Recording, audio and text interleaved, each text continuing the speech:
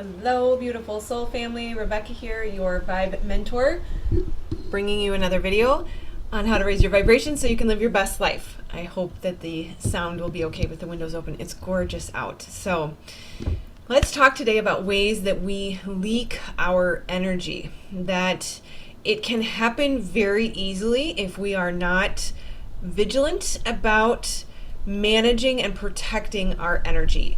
And I have been very careful about using the word vigilance because we don't want to put ourselves into fight or flight, that we can very easily shut ourselves off from the things that are available to us if we are too vigilant. But in this case, being careful with, or I have to take this quick note.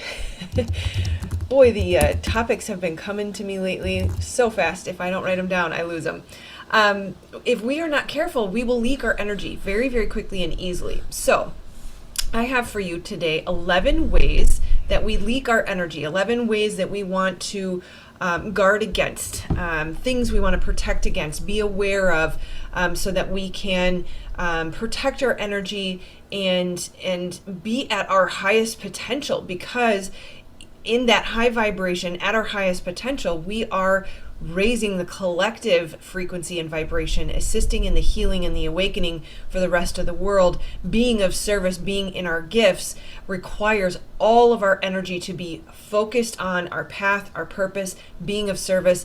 And that means, in order to do that, to be on our path, to be of service, it means a high vibration. It means being in, for lack of a better term, love and light as often and as frequently as possible. So managing your energy, staying high in a high vibration is got to be one of the highest priorities.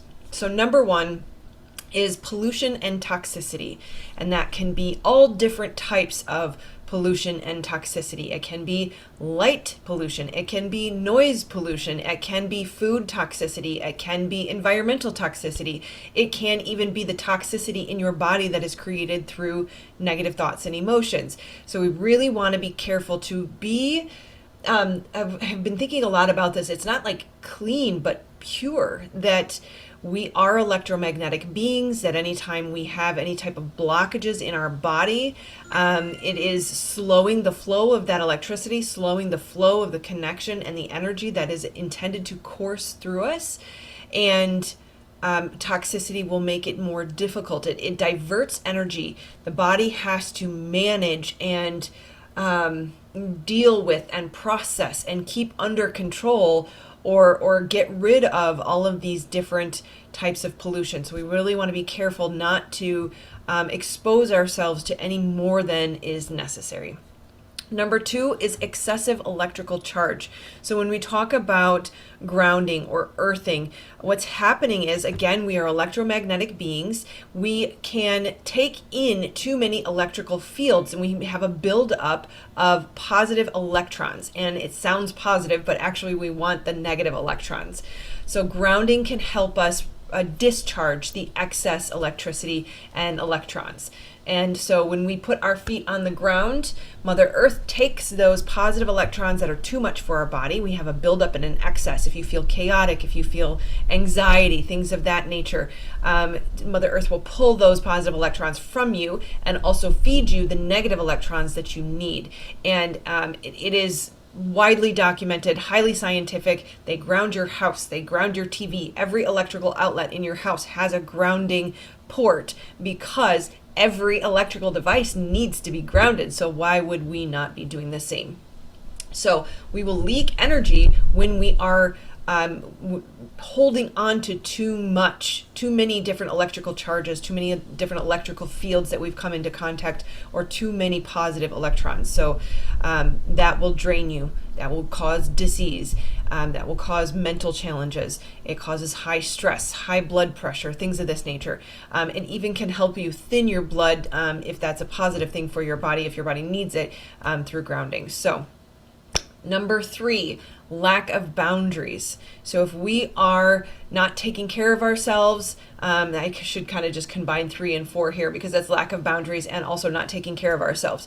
So if we are a people pleaser, if we are abandoning ourselves, if we are looking to others to validate us, to make us feel worthy, to make us feel loved, to make us feel enough, to make us feel happy, to make us feel appreciated, whatever it is, that is a lack of boundaries.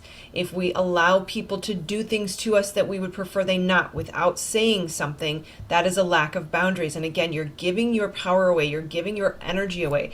Your energy then has to be diverted then to managing the emotions that will come up around that, managing the trust issues that you have just created for yourself within yourself, because if you don't have boundaries, you can't trust yourself, you can't count on yourself to be there. So we leak excessive amounts of energy in that type of situation. So self-love means showing up for yourself. Self-love means doing the right thing for yourself. And that is how we show up for ourselves. That is how we prevent self-abandonment and a fractured relationship with ourselves. So number 5 is pushing through and working too hard. I did a video probably a day or two before this that is talking about when we dig deep. We think that, if I get up at 4 a.m. and I work 12 hours today, I'm going to get so far ahead and I'm going to just, be able to do all these things. And especially as entrepreneurs, spiritual entrepreneurs or purpose-driven entrepreneurs, we want to help everybody. We want to heal the world. We want to create the new earth, and we can get really excited about it, but we can push too hard. And when you dig deep, you think you're cultivating more or somehow accessing more, but the truth is, at the end of the day, you are always pulling from somewhere. Maybe you're pulling from your family. Maybe you're pulling from your body. There is a finite amount of energy, and it needs to be managed with responsibility and caution.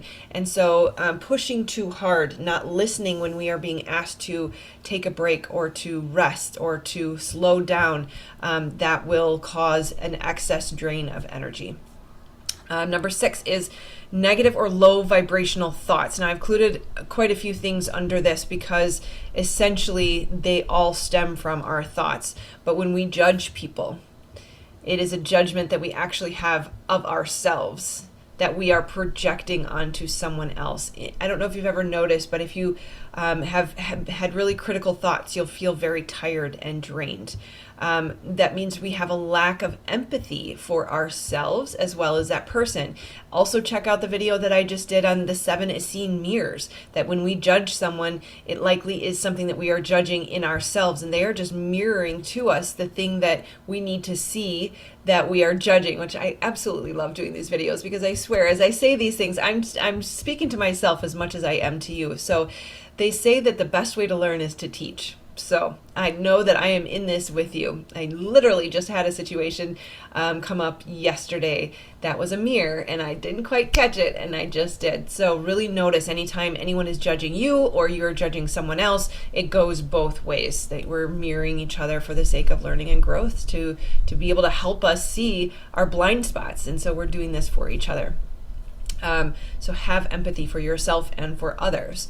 Jealousy, this still falls under these negative or low vibrational thoughts. So all emotion is good. Emotions are our feedback system. They are helping us see where we need to heal and grow, but they can also be very draining. If we stay in judgment, or we stay in anger, or we stay in jealousy for too long, it can be very, very draining. And so jealousy is a really, really yucky one for me. And I'm not saying I don't often feel jealous, which I feel very grateful that I don't have to deal with that. But when I see someone who is jealous, I know someone in my life who is frequently jealous, and I see in that, and I'm saying this with the highest amount of love and compassion for this person. It's unfortunate, and I wish for them something so much better, because I can see that it's stemming from a victim mentality and a lack mentality. And I can see that it is just perpetuating itself in their life. That the jealousy of what others have or don't have, or share or don't share, the support that people get that they don't get, it's perpetuating it in their life. And it's even been brought to their attention, I believe I've said it somewhat kindly, that these health issues that they continue to experience are driven by their thought processes. And it's unfortunate that there's not a willingness to address it. And we really have to be careful, because jealousy, it will eat you alive. I almost feel like it's worse than anger. And I'd have to go back and look at the scale of consciousness to see where that falls. But it's a nasty one. And so if you find yourself feeling jealous of other people, really look at, am I willfully staying in the victim role? I also did a video about the victim triangle, so check that out. We've got to get out of the victim triangle. You don't have to be in it, that you are not the victim, you are not the perpetrator, you are not the rescuer. You are your own hero, and you can heal all of those situations that you are jealous of if you are willing to say, I am doing this to myself. I am being a victim right now, and I know that this is coming from a belief that there is not enough, that everyone else has, and therefore I can't have. And being willing to say, I am a creator. God gave me the gifts to be able to create everything. I have access to all of the abundance on planet Earth as long as I get out of my own way and step into receiving. Look at the stories that we tell ourselves. And I know I'm kind of harping on this one, but it's a big one. It's everything. We create with our thoughts. Our thoughts become our words become our actions become our emotions and feelings. I'm kind of mixing that up, but essentially this is how we create. And if we're going to continue to have that belief of jealousy and victimhood and lack, then we're going to create more of the same. So we've really got to check the stories that we're telling ourselves. Again, these are all negative or low vibrational thoughts. And then last one was anger, frustration, or avoidance of the issues that cause them. So also did another video on anger recently. Anger and frustration stem from a place of avoidance, not being willing to address the things that make us feel anger or frustrated. Anger actually is a cover for pain. And same with frustration. So if there's something that has happened, we haven't addressed it, we haven't asked for what we needed, we haven't spoken to the person that upset us, we haven't exited a toxic situation, then the anger and the frustration will come, and they're designed to push you out of those situations to keep you safe, to help you heal, to help you grow, to get you to a better place, because we are meant to be happy. That source energy is beautiful and loving and positive and joyful, and it always feels good. And so when we're feeling bad, that again is that emotional guidance system that's telling us we're off track, we're misaligned. Okay, number 7, unresourceful beliefs very closely ties into everything that we just talked about, because everything you say and think comes from a belief. So what do you believe? That lack mentality that we're talking about is a belief of not enoughness. Whether you think there's not enough resources in the world, or you think you yourself are not enough, those beliefs, we've got to check. The foundational core of your life are your beliefs. And so anytime there is anything that is negative or limiting or feels yucky, that is your indication that you have a negative core belief that has to be rewired, reprogrammed. I offer courses and coaching to help you do that if you are not sure how to do that. Number 8, I confused myself because I said negative language, but what I'm talking about here is spelling. So the words that you use. So you could say the same thing in 2 different ways. You say, I can't afford that yet, or you can say, I will be able to afford that in the near future. So you are creating through your words. So look at the etymology of the word spelling. You are putting a spell on yourself. You are speaking over yourself every word that you say. So look for just the technical negative language versus positive language that you're using in your life. And it is very subtle. You don't even realize how much power and authority you have and how powerful your words are. And so just switching your language, you could have the same intention and just shift into positive language versus negative language, and shift and change your life, regain your energy, protect your energy by using positive language. Number 9, kind of wish I had put this up earlier, but it's lack of responsibility. Very similar to the anger and the judgment and the jealousy. It's blaming everyone and everything outside of you for where you're at instead of taking responsibility for your life. I would say this is probably one of the most powerful ways of taking your power back and protecting your energy, is taking full responsibility for your life. And it is true to some extent that other people's free will impacts us. But if I ever say that any place in my life or anything I'm experiencing in my life is anybody else's fault but my own, I have given my power away. And I refuse to do that. Because even if I take responsibility for something that isn't my responsibility, I at least have the ability to affect change to some degree. And so anytime we ever say it's someone else's fault that I don't have enough, it's someone else's fault that my marriage failed, it's someone else's fault that I'm not making the money I want to make, it's someone else's fault that I can't step into my purpose, it's someone else's fault that the world is in the current state that it is, then you have lost the ability to fix it. You are powerless. And I will not be powerless, because I know that I am a child of the Most High Creator. I am extremely powerful, and I can make a change in every single aspect of my life, bar none, no exceptions. I will create the life of my dreams. I will create heaven on earth. And we are building a tribe of New Earth construction team. And it's going to be amazing and beautiful. And nobody can take that away from you when you own your power. So don't give your power away. Don't give your energy away. Number 10, overcomplicating things. Overcomplicating things. I was guilty of this for the longest time. I was a fixer and a doer. And what you don't realize is that when we try to do our Creator's job, when we try to do the job of source energy, when we try to do the universe's job, we are causing problems for ourselves. We are wasting our time, we are wasting our energy, and we are overcomplicating things. We're making it way more difficult than it has to be.